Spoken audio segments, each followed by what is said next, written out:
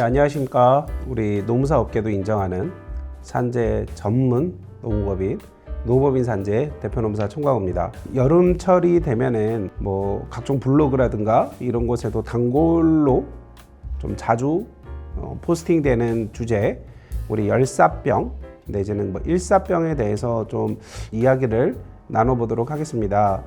의학적으로 열사병과 일사병 뭐 이런 것들이 있잖아요. 야외에서 일을 하는데 엄청 더운 거죠. 엄청 습하고 고온에서 일을 하다 보니까 열사병 같은 경우에는 뭐 40도 이상이 되고 땀을 배출하지 못한다. 그러니까 진짜 정상적인 상태가 아닌 게 되는 거죠. 그래서 좀 위험한 거고, 이제 일사병은 뭐 37도, 40도 정도, 뭐 근육 경련 이 정도 이런 것들을 알고 있는데, 지금은 이제 여기가 무슨 의대 수업이 아니니까 중요한 거는 이제 일사병, 열사병, 이제 이거를 온열 질환이라고 하겠습니다. 지금은 이제 이거는 우리가 법을 봐야 되는 거잖아요.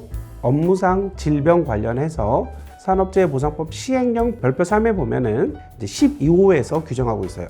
뭐 고온한 환경에서 일을 하다가 발생한 열사병과 일사병은 업무상 질병으로 본다. 자, 업무상 질병 어떻게 되죠? 원처분 기관에 관할 지사에 접수를 합니다. 접수를 하면 재해조사를 합니다. 재해조사를 하고 나서 업무상 질병이 해당이 되는지 아닌지를 판단하는 업무상 질병 판정위원회로 가는 게 원칙이잖아요. 그런데 질병임에도 불구하고 심의가 제외되는 질병이 몇 가지를 규정하고 있는데, 그 중에 하나가 뭐다? 일사병과 열사병이에요. 즉 열사병, 일사병 등은 업무상 질병 판정위원회를 거치지 아니한다 라고 이해하시면 될 것 같습니다. 온열질환으로 어떠한 업무상 질병이 승인됐다라는 것은 저희는 늘 두 가지를 신경을 써야 돼요. 최초 요양 신청이 승인됐는지, 애석하게도 사망을 하셔서 유족이 승인됐는지. 자, 그래서 최초 요양이 승인됐다 그러면 어떻게 되죠? 기본적으로 발생일로부터 요양 종결 시까지 요양급여 지급받을 수 있다. 그리고 휴업급여, 즉 평균임금의 70% 지급받을 수 있다. 장애가 발생했다. 그러면 현행 산재법에 따라서 장애 등급 1부터 14등급이 있는데, 해당되는 장애 등급을 판정을 받는다면 장애급여 받을 수 있다. 휴업급여의 경우는 평균임금의 70%라 그랬잖아요. 그러면은 만약에 평균임금이 20만 원인 분이다. 그러면 14만 원이 맞아요. 그런데 일용 근로자인 경우는 좀 예외를 제외하고는 통상적으로 일당의 0.73, 73%를 인정한다. 20만 원이면은 14만 6천 원쯤 되겠네요. 그럼 이거에 대한 70%는요, 뭐 10만 원 내외 되겠다. 그죠? 그러면은 평균 임금은 하루 기준 10만 원이 된다. 그렇게 이해하시면 되고, 유족이다.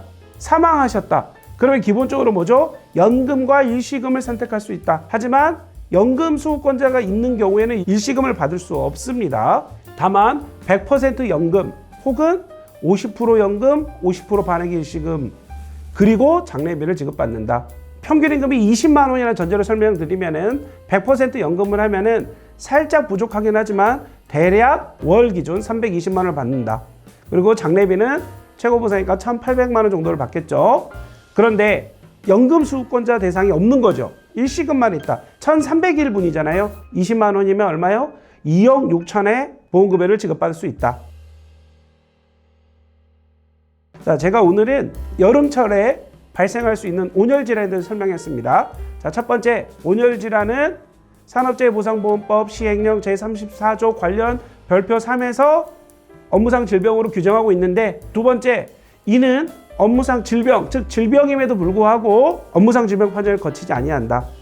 세 번째, 요양인 경우라면 기본적으로 요양급여, 휴업급여, 장애가 남는다면 장애급여를 받을 수 있고, 사망하신 경우다 했을 때는 유족급여와 장례비를 지급받을 수 있다. 이 설명으로 마무리 드리고요.